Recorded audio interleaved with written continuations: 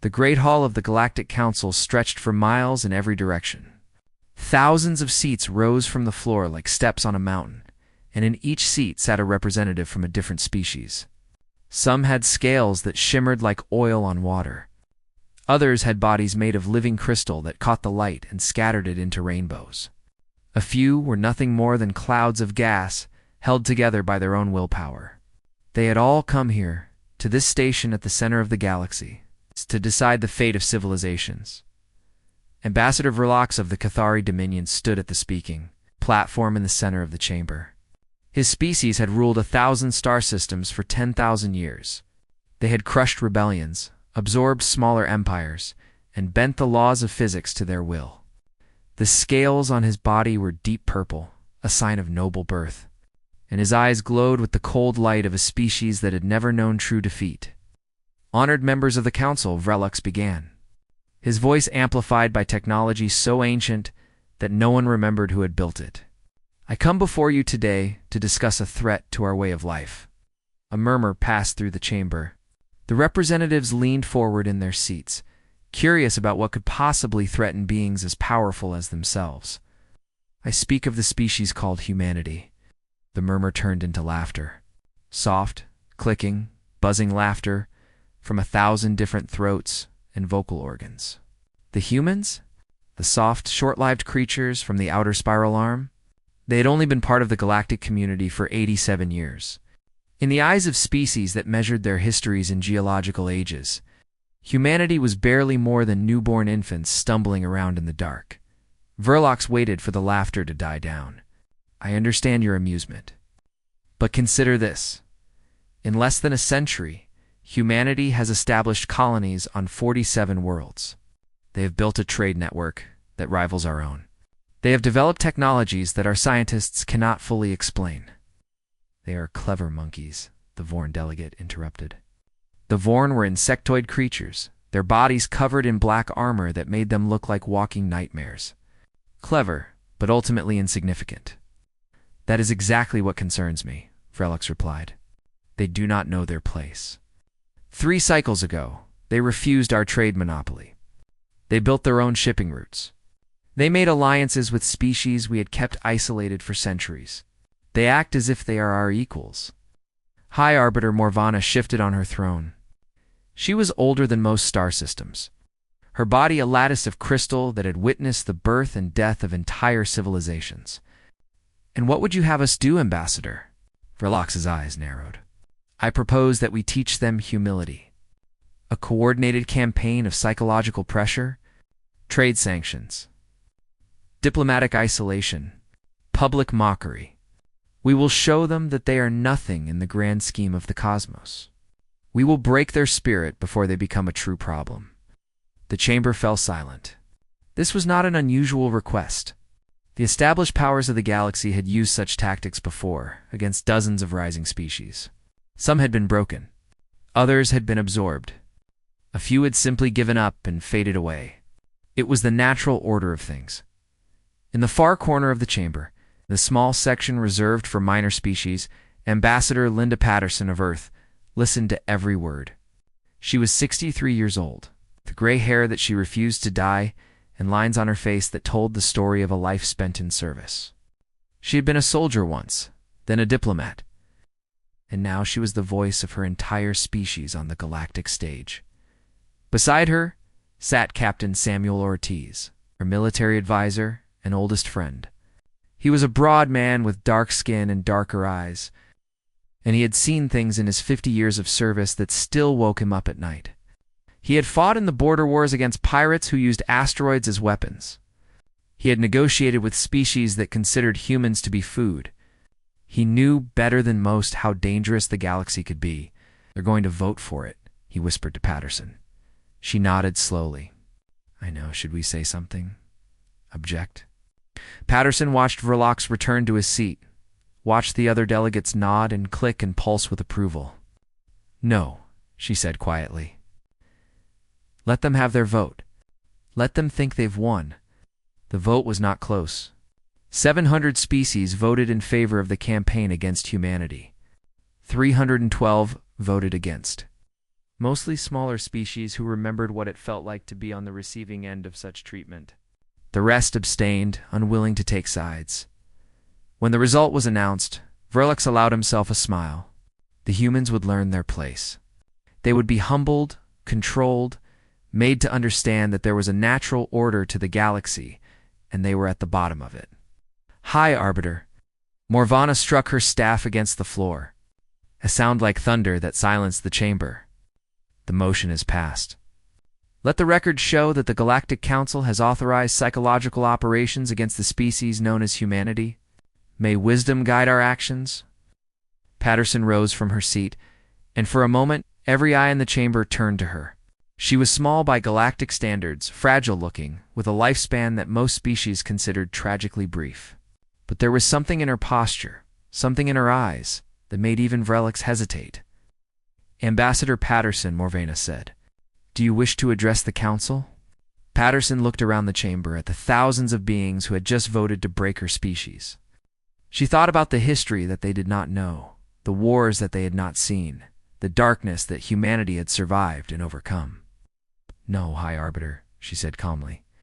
"I believe the Council has made its position clear. We will take this information back to Earth and respond accordingly." She turned and walked toward the exit, Ortiz falling into step beside her. The delegates watched them go, some with satisfaction, others with pity. Poor humans. They had no idea what was coming. As the doors closed behind them, Ortiz leaned close. "What's the plan?" Patterson kept walking, her footsteps echoing in the empty corridor. "We go home. We tell them what happened. And then we wait." "Wait for what?" She stopped at a window that looked out over the stars, billions of points of light scattered across the void. Somewhere out there, 8 billion humans were going about their lives, unaware that the galaxy had just declared war on their future. "We wait for them to make a mistake," Patterson said. "And when they do, we remind them why they should have left us alone." She turned away from the window and continued walking, leaving the light of 1,000 civilizations behind her. On Earth, the sun was rising over a world that had survived ice ages, asteroid impacts, plagues, and wars. It would survive this too. It always did. The campaign began 3 days after the vote. It started small, as such things always do. A human cargo ship was stopped at a Kethari checkpoint and held for inspection. The inspection took 17 days. By the time the ship was released, its cargo of medical supplies had spoiled and its crew had been treated like criminals. On the Veshan homeworld, a human artist named Kevin Brooks was scheduled to display his paintings at the Grand Exhibition, the most prestigious art show in the sector. The night before the opening, the Shen officials announced that his work had been rejected. Primitive scrawlings, they called it. The finger paintings of a species barely past its cave-dwelling phase, at diplomatic functions across the galaxy. Human representatives found themselves seated at the back of the room, served last, spoken to with barely concealed contempt. When Ambassador Patterson arrived at a trade summit on the Vorn homeworld, she was asked to use the servants' entrance. She used it without complaint. Back on Earth, in the underground command center beneath the Rocky Mountains, Admiral Gregory Cole read the intelligence reports with growing concern. He was a tall man in his 60s, with white hair cut short and blue eyes that had seen too many battles. He had commanded fleets, won wars, and buried friends. Now he commanded the entire United Nations Space Defense Force, and he was watching his species be humiliated on the galactic stage. "They're escalating," said Commander Maria Santos, his chief of operations. She was 30 years younger than Cole, with sharp features and sharper instincts. "The provocations are becoming more severe." "More public?" Dr. Henry Liu nodded from his seat at the corner of the table. He was the foremost expert on alien psychology, a man who had spent his entire career trying to understand how other species thought. "They're following a pattern," he said.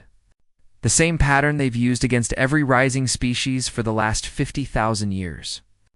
Isolate, humiliate, break. And if the target species fights back," Cole asked, "and they have an excuse to destroy them. Either way, the problem is solved." Cole was silent for a long moment. "What do you recommend?" Liu took off his glasses and cleaned them, a habit he had when he was thinking. Nothing yet. We endure. We wait. We let them think their plan is working.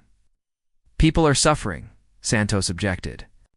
The crew of that cargo ship spent 17 days in detention. Our artists are being mocked. Our diplomats are being treated like animals. I know, Liu said softly. And every single one of them understands what's at stake.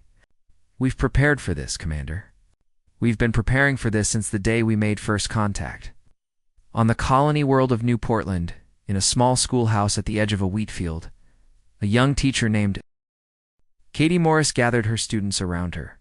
They ranged in age from 6 to 12, the children of farmers and engineers and shopkeepers who had come to this world seeking a new life. Miss Katie, a boy named Danny asked, "Why are the aliens being mean to us?" Katie looked at her students, at their innocent faces full of confusion and hurt. She had known this day would come.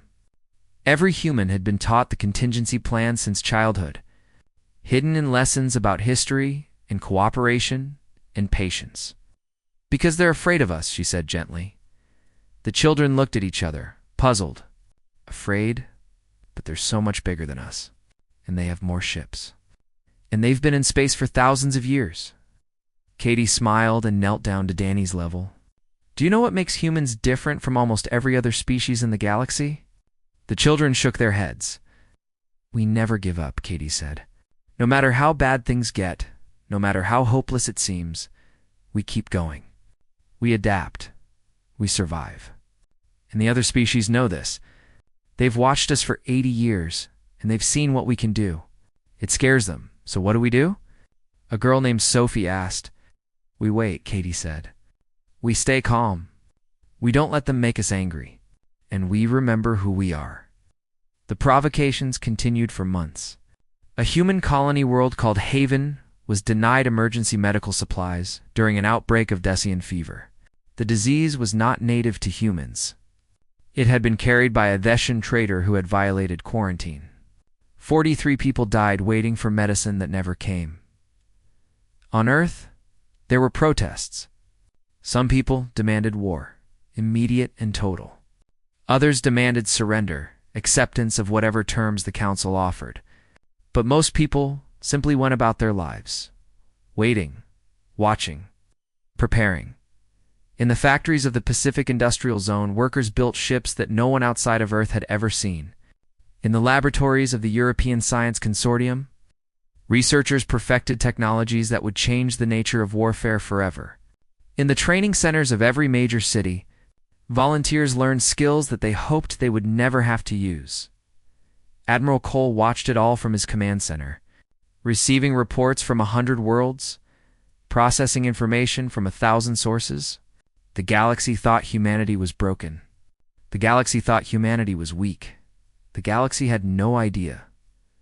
One evening, as the sun set over the mountains, Cole received a message from Ambassador Patterson. It was short, just 3 words. How much longer? Cole looked at the status reports, at the readiness assessments, at the final preparations that were almost complete. He typed his response carefully. Soon, stay strong. Crossed the galaxy in her quarters on the diplomatic station. Patterson read the message and allowed herself a small smile. Soon, it was almost time. In her classroom on New Portland, Katie Morris tucked her students in for their afternoon nap and looked out the window at the endless fields of wheat. Somewhere out there, beyond the blue sky and the stars, a galaxy was learning a lesson about patience, and humanity was about to teach them. One about consequences. The night was coming, but dawn always followed. It always did. 6 months had passed since the Galactic Council had voted to humble humanity. And Ambassador Vrelox was confused. He stood in his private chambers on the Cathari homeworld, staring at reports that made no sense. The humans should have been broken by now. Every other species that had faced this treatment had cracked within weeks.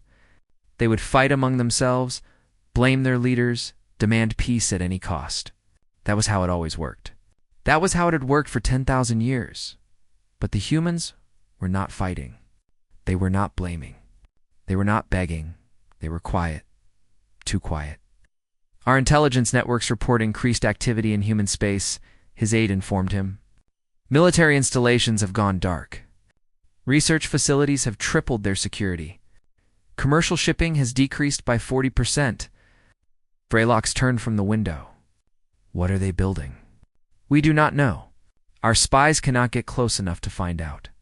The humans have become extremely careful about who they allow into their territory. They are hiding something. Yes. Yes, Ambassador. But we cannot determine what. Vraylox dismissed the aide and sat alone in the darkness of his chambers. For the first time in his long career, he felt something he had not experienced before. It took him several minutes to identify the emotion. It was fear. On Earth. In a facility buried deep beneath the mountains of Switzerland. Dr. Patricia Vance stood before the culmination of 3 decades of work. She was 55 years old, with gray streaks in her brown hair and the tired eyes of someone who had not slept properly in years. Behind her, a team of the greatest scientists humanity had ever produced watched in silence. The device in front of them was not impressive to look at. It was a sphere, perhaps 2 meters in diameter, made of a metal that seemed to absorb light rather than reflect it. There were no obvious controls, no displays, no moving parts. It simply sat there, humming with a power that made the air itself feel heavy. Project Awakening, Patricia said softly. 30 years. 12 failed prototypes. $200 billion. And it's finally ready. Admiral Cole's holographic image flickered to life beside her. He was in his command center, as always, surrounded by screens, showing the status of human forces across the galaxy. You're certain it works. We tested it on an asteroid last month. A rock 3 kilometers across. It ceased to exist in less than a second. Not destroyed, Admiral. Removed. As if it had never been there. Cole was silent for a long moment. And you can scale it up? The sphere you're looking at can remove a small moon from existence. We have plans for larger versions. Much larger. God help us, Cole whispered. Patricia shook her head. God has nothing to do with this, Admiral. We built this ourselves. And we built it because we knew someday someone would try to destroy us. We just hoped that day would never come. On the diplomatic station at the center of the galaxy, Ambassador Patterson requested a private meeting with Vraylox. The Cathari ambassador agreed, expecting to finally see the humans beg for mercy. He prepared a list of demands: trade concessions, territorial surrenders, public acknowledgement of human inferiority. He was looking forward to the conversation. Patterson arrived alone, wearing a simple gray suit that made her look more like a schoolteacher than a diplomat. She carried nothing but a small data crystal in her hand. Ambassador Vraylox, she said, sitting across from him in his luxurious office. Thank you for seeing me, of course Vraylox replied, barely hiding his satisfaction. I assume you have come to discuss terms of surrender. Patterson smiled, a small, sad expression that Vraylox did not understand. Not exactly. I have come to give you a gift. She placed the data crystal on the table between them. What is this? History, Patterson said. Our history. The parts we don't talk about at diplomatic functions? The parts we hoped we had left behind? Vraylox picked up the crystal, turning it over in his clawed hand. Why would you give me this? Patterson stood and walked to the door. Because I want you to understand something, Ambassador. We came to the stars hoping to make friends, to learn from older and wiser species, to become part of something greater than ourselves. We believed in the promise of galactic civilization. She paused at the door, looking back at him with eyes that suddenly seemed much older than her 63 years. You took that hope from us. And now, you need to understand what you're dealing with. She left without another word. That night, alone in his chambers, Vraylox activated the crystal. What he saw kept him awake until dawn. He saw trenches stretching across a continent, filled with dead bodies and poisoned gas. He saw cities burning, their populations reduced to shadows on the walls.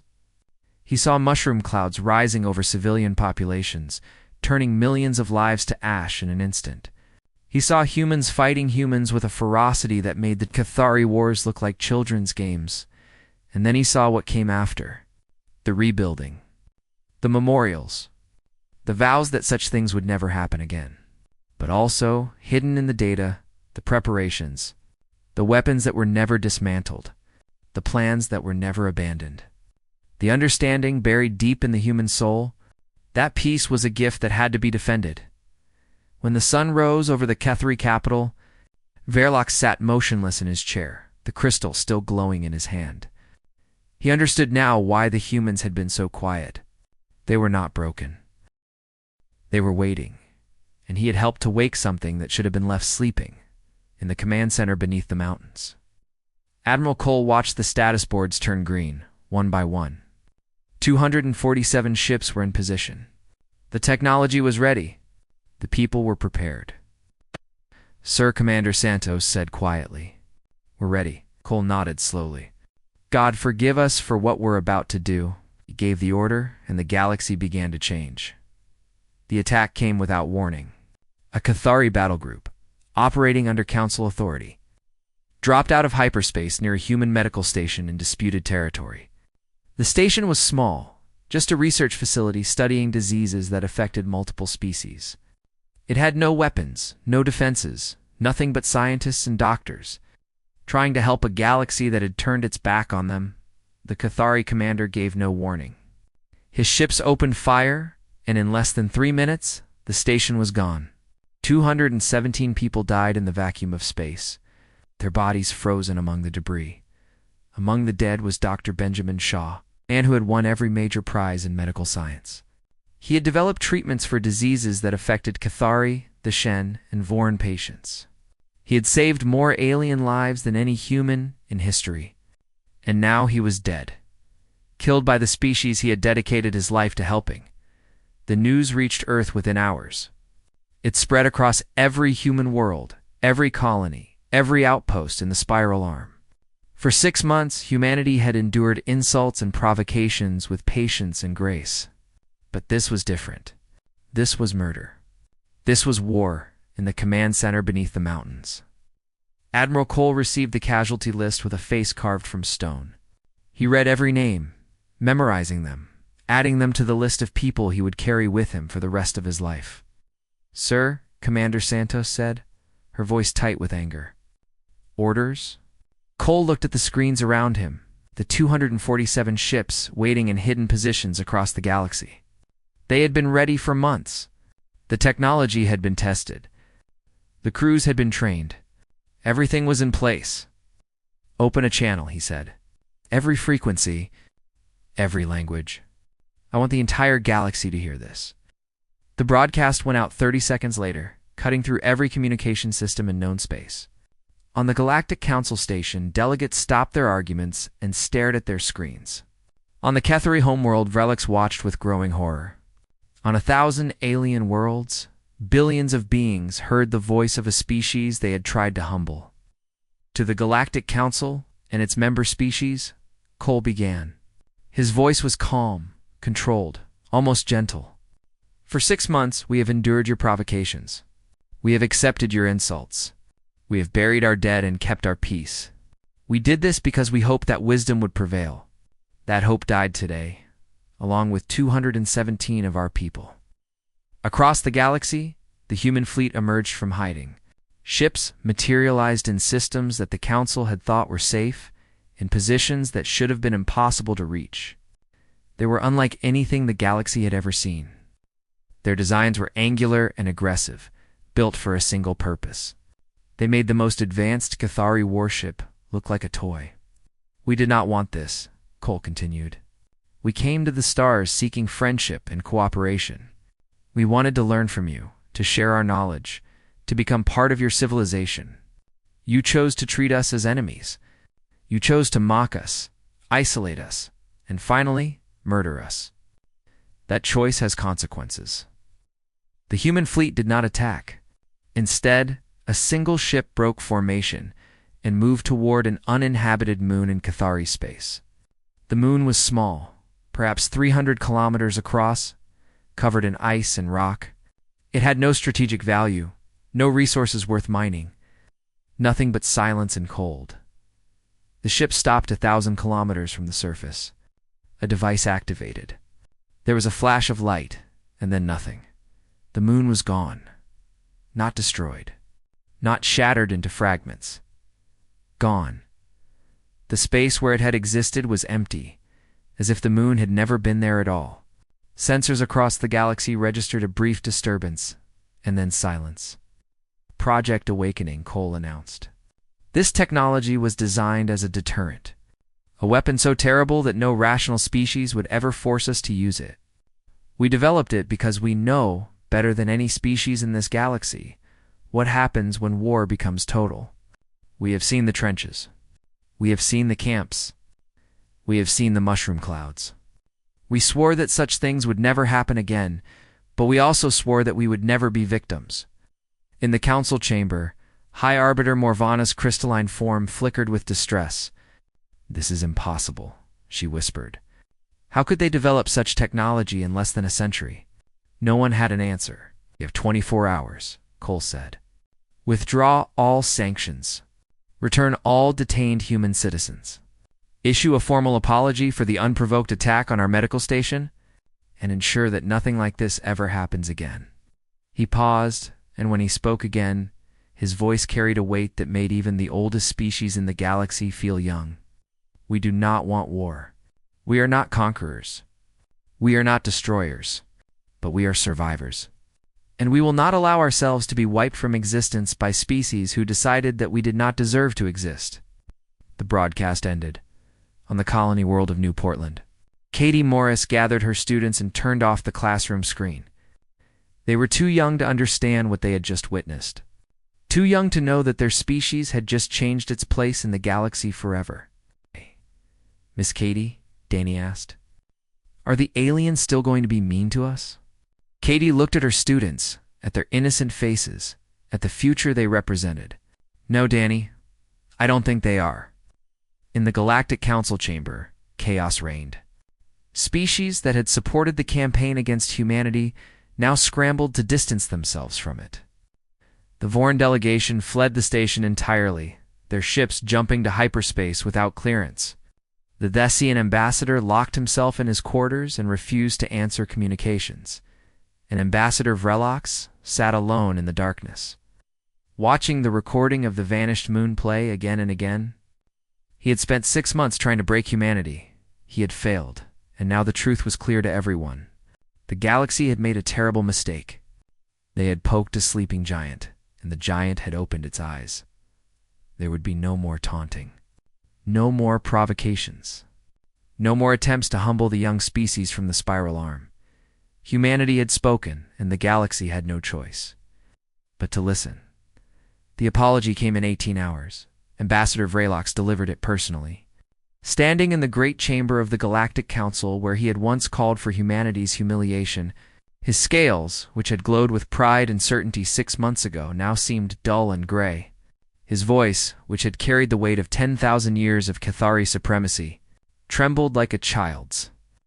On behalf of the Cathari Dominion, the Galactic Council, and all species who participated in the campaign against humanity, I offer our deepest apologies, he said.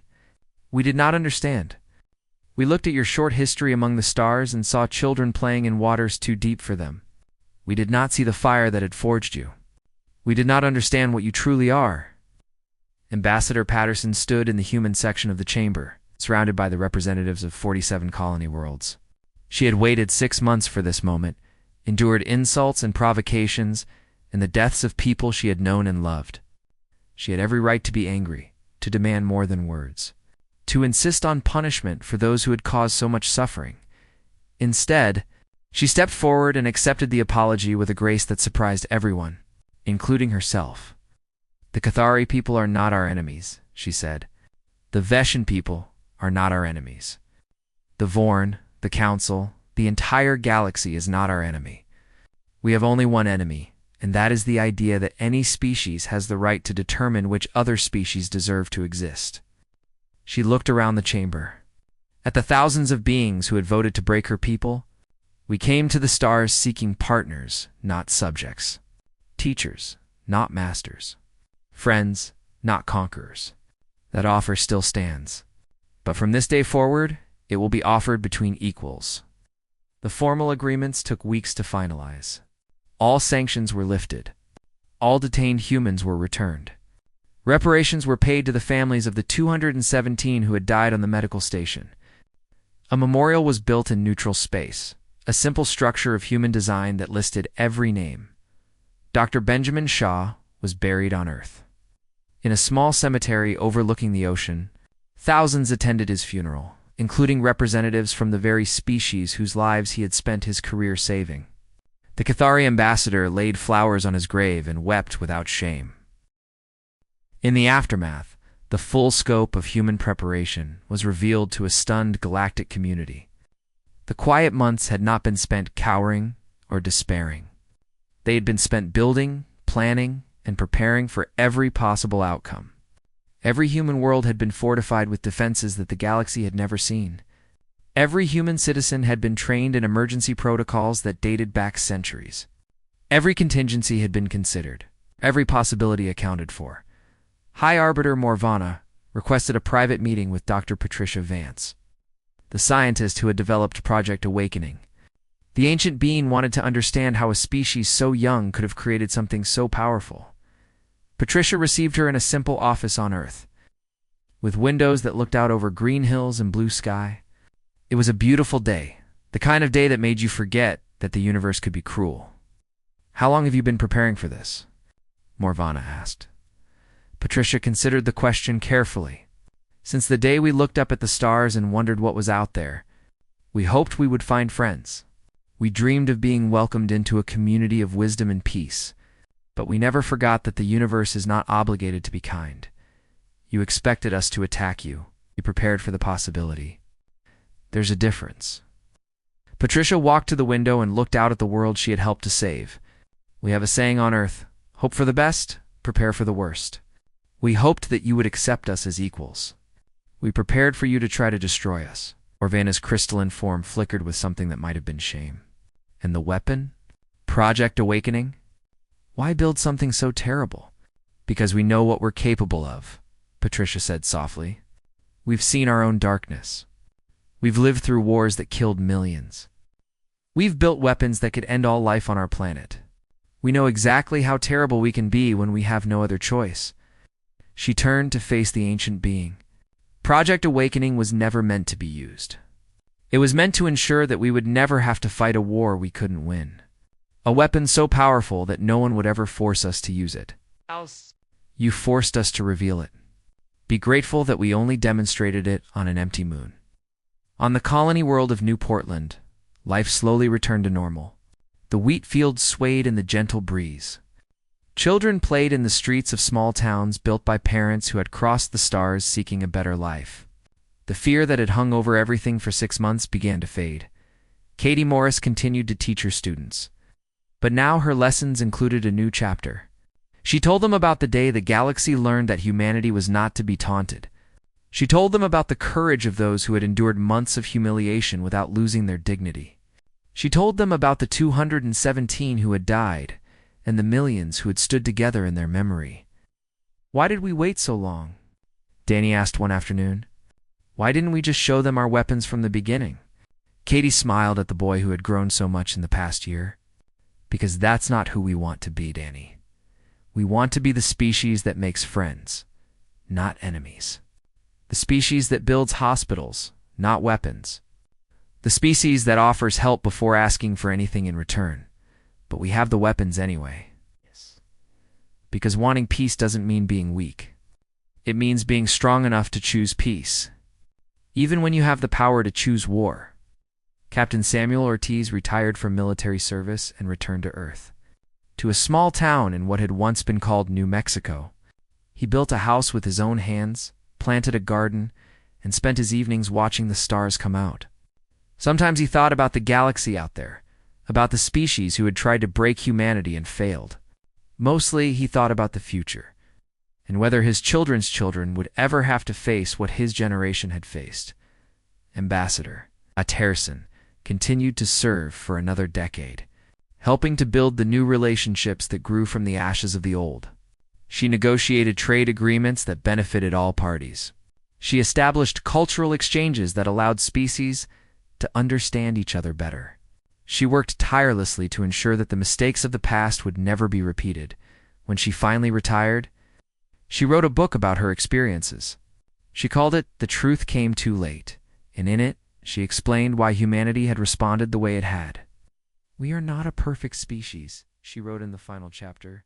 "We have our flaws, our failures, our dark chapters. But we have something that many older species seem to have forgotten. We never give up. We never stop hoping. And we never let anyone tell us that we don't deserve to exist."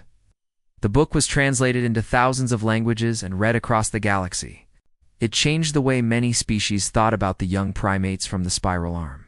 It helped to heal wounds that had seemed permanent, but for Katie Morris, the truth was simpler. She saw it every day in the faces of her students, in their laughter and their questions and their endless curiosity. Humanity had survived because they refused to accept that survival was impossible. They had endured because they believed that tomorrow could be better than today, and they had won because, in the end, hope was stronger than fear. The galaxy had learned its lesson. Some species learned it too late and paid the price for their arrogance. But most learned it in time and found that humanity made better friends than enemies. The stars shone down on 1,000 worlds, where humans and aliens lived together in peace. It was not a perfect peace, not always an easy peace, but it was a peace built on mutual respect, on the understanding that every species had the right to exist, and that, in the end, was the only truth that mattered.